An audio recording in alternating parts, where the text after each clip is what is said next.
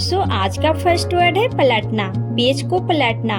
तो उसके लिए वर्ड यूज होगा टर्न। टर्न या आप ऐसे भी बोल सकते हैं टर्न ओवर, दोनों ही आप यूज कर सकते हैं। जैसे पाना पलट दो, तो आप इसे इंग्लिश में बनाएंगे टर्न द पेज, या आप ऐसे भी बना सकते हैं turn over the page. Next है पेंसिल छीलना। पेंसिल छीलना को इंग्लिश में कहेंगे शार्पेन। शार्पेन मतलब छीलना।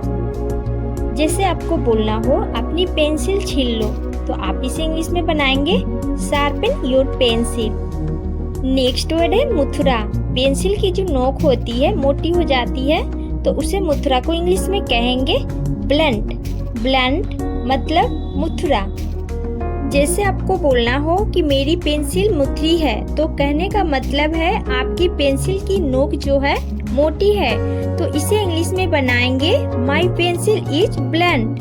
माई पेंसिल इज ब्लंट। और पेना, पेना को इंग्लिश में कहते हैं शार्प। शार्प मतलब पेना। मेरी पेंसिल पेनी है, इसे इंग्लिश में कहेंगे माई पेंसिल इज शार्प। नेक्स्ट है मिटाना। लिखे हुए को मिटाना, चाहे वो ब्लैक बोर्ड पर लिखा हुआ हो, चाहे वो पेपर पे लिखा हुआ हो, तो मिटाना को इंग्लिश में कहेंगे रब आउट। रब आउट मतलब मिटाना।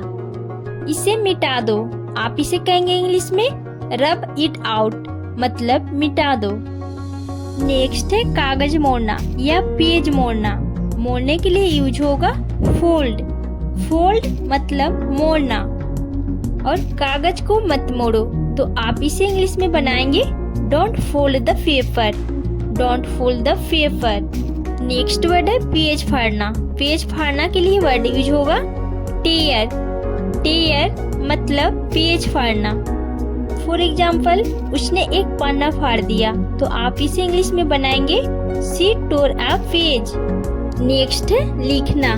लिखना को इंग्लिश में कहते हैं राइट। राइट मतलब लिखना। जैसे फॉर एग्जाम्पल, मैं पेन से लिखता हूँ, तो इसे इंग्लिश में बनाएंगे I write with a pen. Next है घसीट कर लिखना, मतलब जल्दी जल्दी लिखना। घसीट कर लिखना को कहेंगे इंग्लिश में स्क्रिबल। स्क्रिबल मतलब घसीट कर लिखना। जैसे फॉर एग्जाम्पल, घसीट कर मत लिखो, साफ साफ लिखो, तो इसे इंग्लिश में बनाएंगे don't scribble right clearly. Next है पढ़ना। पढ़ना को कहते हैं इंग्लिश में रीड। रीड मतलब पढ़ना। जैसे इस बुक को पढ़ो, रीड दिस बुक। नेक्स्ट है पढ़कर सुनाना। कोई चीज है वह देखकर पढ़कर सुना रहे हैं, तो पढ़कर सुनाना, इसके लिए वर्ड यूज होगा रीड आउट। रीड आउट मतलब पढ़कर सुनाना। जैसे फॉर एग्जाम्पल, कहानी पढ़कर सुनाओ, तो इसको इंग्लिश में बनाएंगे read out the story. Next word है सुनाना। अब सुनाना है याद की हुई चीज, उसे सुना रहे हैं, तो यहाँ पर आप सुनाना को इंग्लिश में कहेंगे रिसाइट। रिसाइट मतलब सुनाना।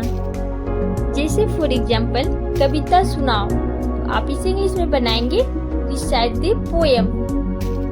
नेक्स्ट है पढ़ाई करना या अध्ययन करना, तो इसे इंग्लिश में कहते हैं स्टडी। स्टडी मतलब पढ़ाई करना। जैसे फॉर एग्जाम्पल, मैं क्लास 8 में पढ़ता हूँ, तो इसे इंग्लिश में बनाएंगे आई स्टडी इन क्लास 8। रटना या रट्टा मारना।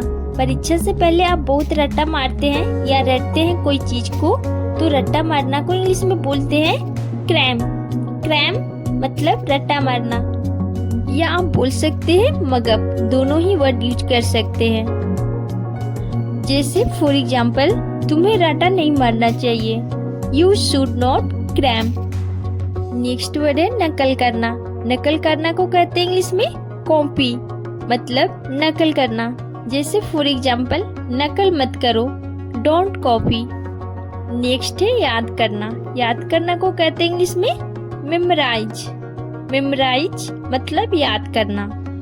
जैसे आपको बोलना है इस उत्तर को याद करो, तो इसे इंग्लिश में कहेंगे memorise this answer. Next word है सिखाना। सिखाना को कहते हैं इंग्लिश में लर्न। लर्न मतलब सिखाना। जैसे फॉर एग्जाम्पल, मैं अंग्रेजी सीख रही हूँ, तो आप इसे इंग्लिश में बनाएंगे I am learning English. Next है दोहराना। पढ़ी हुई जो आपने पहले पढ़ लिया है, याद कर लिया है, उसे दोहरा रहे हैं तो दोहराना को कहेंगे इंग्लिश में रिवाइज। रिवाइज मतलब दोहराना। जैसे आपको बोलना है कि इस उत्तर को दोहराओ तो आप इसे कहेंगे revise this answer. Next word है पढ़ाना या सिखाना। पढ़ाना या सिखाना को कहते हैं इंग्लिश में टीच। टीच मतलब पढ़ाना या सिखाना। और लास्ट वर्ड है समझाना। जैसे आपको टीचर समझाती है तो समझाना को कहते हैं इंग्लिश में एक्सप्लेन। एक्सप्लेन मतलब समझाना।